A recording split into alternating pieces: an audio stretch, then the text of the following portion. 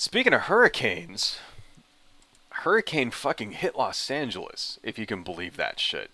As you know, I live in Los Angeles, and but thankfully where I live, it really wasn't that bad.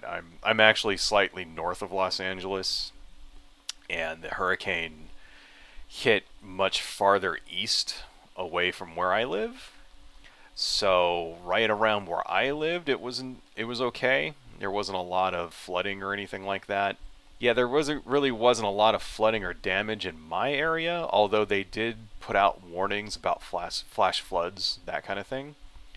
And you know, some of the roads were a little flooded, but it wasn't anything more than what you would see during any given rainstorm. But I know that to the east, San Gabriel Mountains, it was much worse, and there's actually some flooding. There's some flooding up in Palm Springs, that kind of thing, and that's kind of crazy. I do want to kind of go over this article I found, if you guys wouldn't mind checking it out with me, from Reuters. Storm Hilary moves north after drenching Southern California and the Southwest. And I wanted to show you this video here because this video is kind of crazy. Let's make this a little smaller though, so I don't get copyright struck. Just a little bit smaller. And then I want to show you guys this video. We still can't go over that bridge because that's like quicksand there. It's about 6 to 8 inches deep. And you sink right down to your boots. Tom Fitzsimmons and his family were cleaning up after Tropical Storm Hilary damaged their property in Yucaipa, California. We're just trying to clear the driveway so we can get out eventually, or bring a tractor in to clean up all the mud. We cleared all the rocks out, and this is just the finishing part of that. A heavy mudslide trapped area residents and their vehicles. Wow. Some opted to hunker down while the storm moved past the mountainside. See, I can't even imagine shit like this. I know this is stuff that happens like all over the country every year. Places like Florida and the East Coast, always getting hurricanes like this. But we in Los Angeles, we don't have any experience with this kind of thing at all. I think we mainly kind of dodged a bullet because it could have been way worse than it actually was. So one thing that happens in LA is that whenever it rains, people freak out, and there's car accidents all over the place because it never rains here, like ever. Like it rains like 3 times a year, right? So whenever it rains, people go nuts and they don't know how to drive in the rain. People don't understand that you need to slow down and you know, all that stuff, and it takes more time for you to like slow and be careful and hydroplaning and all that, because they don't have any experience in it. So every time, even like a light drizzle, all the freeways just jam up because there's like 17 car accidents. Right? One thing I did see, because I actually did have to drive during the storm, and one thing I saw is that there was no one on the road. People actually took it seriously and they like stayed off of the road and stuff, and that was kind of good news. But I can't even imagine what it would be like this kind of flooding. Like, holy fuck, that's crazy. So this actually is a little to the east and north of Los Angeles, like up in near the desert areas and stuff like that, and that's where they got hit the hardest, right? It dropped 10 inches of rain in parts of the state, which caused flash flooding, among other issues. The level was about 3/4 of the way up through the 2 culverts. It was not safe to go down there. You never want to go down there with that rushing water. You'll just get swept away. So all we could do is watch it. And then this morning when it's like this, I cleared everything out just in case, you know, it happened again. Fitzsimmons said this latest disaster will not push his family to leave the area. Yeah, well, I can understand that. You have lots of time and money invested in your house and you don't want to move. I can understand, and yeah, it takes more than one storm to drive somebody away. I guess it kind of comes down to that point. It's like, well, if it happens every fucking year now, that might be a different story, but just one time? I don't know. Is it going to be one time, though? Somehow I don't think so. Somehow I think that this is going to become a lot more common. So apparently the last time there was a storm like this in Southern California was 87 years ago. I mean, so who knows? But if we do start seeing them becoming a lot more common, that could be a problem. See, Southern California and Los Angeles does not, especially Los Angeles, but Southern California in general, and this includes, San Diego also. San Diego got hit pretty damn hard as well by this storm. In fact, they took like a much more larger brunt of it than my area did. They don't have the infrastructure built for this kind of weather. Places like on the East Coast and Florida and Georgia and stuff, where they get hurricanes like this every year, they have flood control and levees and all of this other shit. And they have the infrastructure ready so that the whole city doesn't end up underwater, right? We don't have that in Los Angeles. And to be honest, I don't think that they would build it. Even if it did start happening every year, somehow I think it would take them forever to actually build the kind of infrastructure they have. LA, especially LA. LA has a very bad problem with public works. They've been trying to build a fucking subway for decades, and they finally built it, and it only covers like 5 square miles. The subway in LA it's a joke. It's an absolute joke, and they spent billions and billions of dollars on it over 30 years.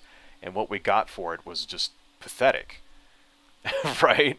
Absolutely pathetic. So the city of Los Angeles ain't going to do shit. What are they going to do? Like build levees and like fucking flood channels and, locks and all that bullshit. They ain't going to do a goddamn thing. As soon as like the whole city floods or whatever, that's just going to be it. It'll just be underwater. So it's going to be a problem. And this is shorthand for lots of what we have coming in the years to come. It's not going to be just Los Angeles, is what I'm trying to say, right? Anyway, there's not really much else. Basically, this article dumped 4 to 5 inches, 10 to 12 centimeters of rain on coastal areas, 10 inches or more in the mountains. That's where it really got the worst. San Gabriel Mountains, that's where all the mudslides were, stuff like that. Flash floods rushed through desert plains and mountain canyons, washing out roads. By Monday, it was all over, though, and it really wasn't that bad, and apparently nobody died because of this. I guess one person died in Mexico, but not in California or whatever. But still, it could have been way, way worse, and I'm kind of glad to see that. I'm happy to see that it was weak, that we didn't get streets flooded up to people's, eyeballs, and that there weren't families like huddling on their roofs in order to like survive, like flagging down passing helicopters and shit to get rescued. Like, it didn't turn into fucking Hurricane Katrina or whatever. And that's good news. But it could have been way worse. And this is just the kind of thing that we should prepare for. We should be ready for it. Because the powers that be aren't going to help. They're not going to help, right? The city ain't going to do fucking shit. The state maybe might give you money after it happens. But as far as, like, prevention, actually spending money to, like, prepare the city and put in flood infrastructure and all that stuff so people's homes don't get washed away, like, that's not going to happen. I can guarantee it won't happen. And remember, Los Angeles is a giant city with a budget in the billions. The Los Angeles city budget is gigantic, right? Because, millions and millions of people live in Los Angeles. So if a giant, huge-ass city with a gigantic budget is not going to do anything to, like, try to stop the effects of climate change, right? Well, what if you live in a small town? What if you live in some town, someplace in rural Texas or Alabama or something? Do you think your small town is going to have the money in order to prevent, put in the infrastructure to stop things like floods and wildfires that are coming because of climate change? No, it's not. And that's the thing that we need to communicate to people, right? More than anything. This is what I think will change hearts and minds and get people to take climate change seriously. Is that there's no place you can run to get away from it. Case in point, there's a guy right now, you know, a lot of these ideas I get for videos come from flame wars and arguments that I get in online and stuff like that. And I'm currently arguing with a guy on Reddit who doesn't believe in climate change. And he says he lives in Florida, and he says it's absolutely fine and it's not affecting me at all and all this other crap. And, you know, he's one of these people that says, I don't trust the government, and that's why he doesn't want to, like, do anything about climate change. Like somehow, like, the government is in control of it or something. I don't know. It doesn't make a lot of sense, but arguing with conservatives usually never does make sense. Right. And this is what I want to communicate with people, right? And this is what I told this guy, and I want to tell you all, is that you can't run away. There's no place in the country that is going to be safe from the effects of climate change. No place. If you live in the Midwest, you're going to get storms, you're going to get hurricanes. I mean, not hurricanes, you're going to get tornadoes, excuse me. Right? You're going to get flooding, and it's going to happen more and more and more. If you live on the East Coast, there's going to be hurricanes. They're going to happen more often. There already are. Hurricanes are way more common nowadays than they were even a decade ago. And that's not just something I'm making up. It's like the number of named storms has increased like ridiculously over the past 10 years. You know, there's something like 25 named storms a year now when there used to be like 5. Right? That's a thing that's fucking happening. So if you live on, you know, if you happen to live on the East Coast, be prepared for that. West Coast has been a little bit better up until now. Yeah, we usually don't get hurricanes and tornadoes and shit. But if this past weekend is anything to go by, maybe that might start changing. Right? I mean, fuck. You know why? Because it's desert out here. That's the other thing. It's like desert. And so even a little bit of rain can cause major fucking damage. Just like we saw. That's why it was so bad up in the mountains and up in the desert areas, like that got the most rain. That's why they're like people just caught in mudslides and shit like that. Because, you know, if you drop like an entire year's worth of rain in like one day, like up in Palm Springs and shit, it's, you know, there's just no place for that water to go. And so streets and roads turn into fucking mud. People get stuck. What are you going to do? Like, what are you going to do if you're stuck in your house surrounded by... You can't drive your car through fucking 5 feet of mud. You can't even walk through it. I mean, if you're not prepared, you're screwed, right? Like, that's what's going to happen. This is what we need to communicate with people. Right now, the majority of the country, again, is under another giant fucking heat dome. You remember last month? It seems like we're making more and more videos about heat domes. Doesn't it? So far, like, has the temperature gone down below 100 for the last 2 months? Since June? Like, no.